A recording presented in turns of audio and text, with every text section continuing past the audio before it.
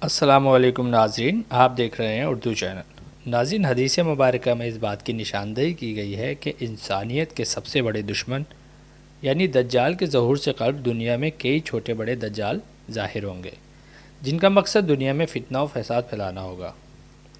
اس سلسلے میں یاجوج ماجوج کا ذکر بھی کثرت سے کیا جاتا ہے۔ تاریخ کے مطالعے سے ہمیں پتہ چلتا ہے کہ یاجوج ماجوج یافس بن نوح کی اولاد میں سے ہیں، اور ذوالقرنین بادشاہ نے ان کے راستے کو جو 2 پہاڑوں کے درے میں تھا، ایک آہنی دیوار سے مستحکم بند کر دیا تھا۔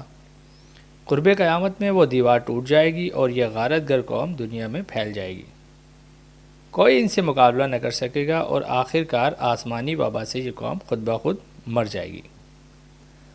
تفصیل میں جانے سے قبل آپ سے گزارش ہے کہ اگر ابھی تک آپ نے اردو چینل کو سبسکرائب نہیں کیا ہے تو سبسکرائب کر لیجئے، تاکہ آئندہ آنے والی ہر ویڈیو بآسانی آپ تک پہنچتی رہے۔ ناظرین، جیسا کہ ہم ماضی میں دیکھتے آئے ہیں کہ بہت سے شعبدے بازوں اور فریبی لوگوں نے نبوت کے جھوٹے دعوے کیے اور امت مسلمہ کو گمراہی میں مبتلا کرنے کی کوشش کی۔ آج ہم آپ کو دور حاضر کے ایک ایسے جھوٹے نبی کا قصہ سنانے جا رہے ہیں کہ جس نے دنیا میں اپنی خلافت و بادشاہت بھی قائم کر رکھی تھی، اور اس کی کسی کو کان و کان خبر نہ تھی۔ یہ خلافت کہاں قائم تھی اور اس کا انجام کیا ہوا، آگے تفصیل میں آپ کو یہ بھی بتائیں گے۔ تو جناب، یہ اگست 2012 کا واقعہ ہے کہ جب رشین پولیس روس کے مسلمانوں کے اکثریتی علاقے تاتارستان میں قتل ہونے والے 2 مسلمان رہنماؤں کے بارے میں تفتیش کر رہی تھی۔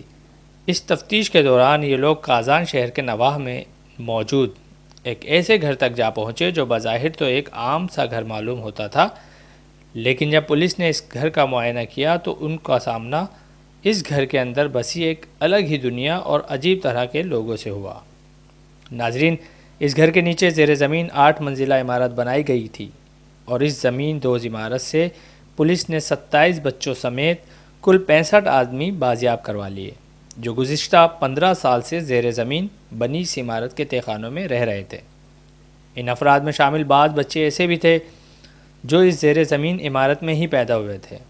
ان بچوں نے ابھی تک نہ تو دن کی روشنی دیکھی تھی، نہ ہی یہ بچے کسی ڈاکٹر کے پاس گئے تھے، اور نہ ہی یہ بچے اسکول یا تعلیم جیسی چیز سے واقف تھے۔ رشین پولیس کے مطابق زیر زمین رہنے والے یہ افراد دراصل مسلمانوں کا ایک نیا فرقہ ہے جو خود کو جماعت المومنین کہتے ہیں، جبکہ رشین پولیس اور میڈیا نے انہیں فائز رحمانی فرقے کا نام دیا ہے۔ یہ نام دینے کی وجہ یہ ہے کہ ان کا لیڈر 83 سالہ ایک بوڑھا شخص ہے جس کا نام فائز رحمان ستاروف ہے۔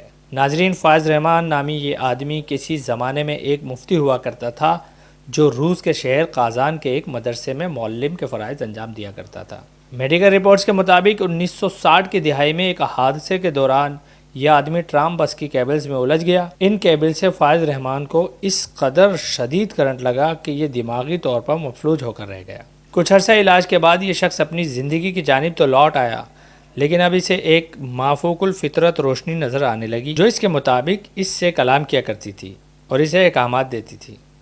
1970 کے دوران فائز رحمانی نامی اس آدمی نے نبوت کا جھوٹا دعویٰ کیا اور روس کے علاقے تاتارستان کے مسلمانوں کو اپنی دعوت پیش کی۔ اس نے لوگوں کو بتایا کہ وہ زمین پر ایک مرتبہ پھر اسلامی خلافت نافذ کرنے کے لیے پیدا ہوا ہے، اس لیے روس کے مسلمانوں کو چاہیے کہ وہ اس کی اطاعت و فرمانبرداری کریں، لیکن دنیا میں بسنے والے دیگر مسلمانوں کی طرح روس کے مسلمان بھی حضرت محمد مصطفیٰ صلی اللہ علیہ وآلہ وسلم کے خاتم الانبیاء ہونے پر پختہ ایمان رکھتے ہیں۔ اس لیے فائز رحمان نامی اس دماغی مریض کو شدید مخالفت کا سامنا کرنا پڑا۔ کئی برسوں تک روس کے کئی علاقوں میں اپنے باطل دعوے کی تبلیغ کرتا رہا، لیکن اسے کوئی خاطر خواہ کامیابی نہ ملی۔ تب فائز رحمانی نے ایک عجیب و غریب فیصلہ کیا۔ اس نے اپنے 7,500 اسکوائر فٹ کے گھر کے نیچے ایک 8 منزلہ زیر زمین عمارت کی تعمیر شروع کر دی، اور 1996 میں یہ اپنے تمام پیروکاروں کو اپنے ساتھ لے کر اس زیر زمین عمارت میں چلا گیا۔ اس وقت ان کی تعداد صرف 70 افراد تھی۔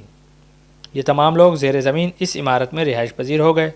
اس کے پیروکاروں میں صرف چند افراد ایسے تھے جنہیں صرف غذائی اجناس اور روزمرہ کی چیزیں خریدنے کے لیے بازار تک جانے کی اجازت تھی۔ ان کے علاوہ کوئی بھی اس عمارت سے باہر نہیں جا سکتا تھا۔ بعد ازاں تقریباً اگلے 15 برسوں تک اسی زیر زمین تہہ خانے میں ان افراد کی شادیاں ہوتی رہیں اور بچے بھی پیدا ہوتے رہے، اور ان افراد کی اموات و تدفین بھی اسی زیر زمین عمارت کے اندر ہوتی رہی۔ 83 سالہ ذہنی مریض فائز رحمان کا کہنا ہے کہ چونکہ وہ اس قابل نہیں کہ زمین کے اوپر اپنی خلافت قائم کر سکیں، اس لیے زیر زمین اس نے اپنی خلافت قائم کرنے کے لیے یہ قدم اٹھایا تھا، اور اس کے مطابق مناسب وقت آنے پر اس کے پیروکاروں نے زمین پر پھیل جانا تھا اور اپنی خلافت پوری دنیا پر قائم کرنی تھی۔ اس زیر زمین عمارت کے اندر اس ذہنی مریض نے ایک مدرسہ بھی قائم کر رکھا تھا، جہاں یہ بچوں اور بڑوں کو نہ جانے کون سی تعلیم دیا کرتا تھا۔ یہ بات بھی ابھی تک واضح نہیں ہوئی ہے۔ رشین پولیس کی جانب سے گرفتاری کے بعد فائز رحمان ستارو اور اس کے دیگر ساتھیوں پر عوام الناس کو برقلانے، ان کو حبس بے جا میں رکھنے اور بچوں کے ساتھ ناروا سلوک رکھنے کے الزام میں انہیں جیل میں ڈال دیا گیا ہے۔ تمام افراد کو باہر نکالنے کے بعد زمین دوز عمارت کو بلڈوز کر دیا گیا ہے۔ پچھلے 15 برسوں سے اس زیر زمین تہخانوں میں رہنے کی وجہ سے بازیاب ہونے والے افراد میں ٹی بی اور انیمیا جیسی مہلک بیماریوں کی علامات پائی گئی ہیں، اور ان کی ذہنی اور نفسیاتی حالت بھی اس قابل نہیں کہ وہ دوبارہ بآسانی زندگی کی سرگرمیوں میں مشغول ہو سکیں۔ تو ناظرین، یہ ہے انجام ان افراد کا، ان کی آل و اولاد کا، کہ جنہوں نے ایک دماغی مریض کی باتوں میں آ کر دین برحق اور عقیدہ ختم نبوت کا انکار کیا، اور اس کی پاداش میں اپنی زندگی کا ایک بڑا حصہ اندھیروں کی نظر کر بیٹھے۔ ناظرین، یہاں ہم اس دعا کے ساتھ اس ویڈیو کا اختتام کرتے ہیں کہ اللہ اس دنیا میں بسنے والے تمام انسانوں کو راہ ہدایت عطا فرمائے، اس کو پہچاننے اور اس پہ چلنے کی توفیق عطا فرمائے۔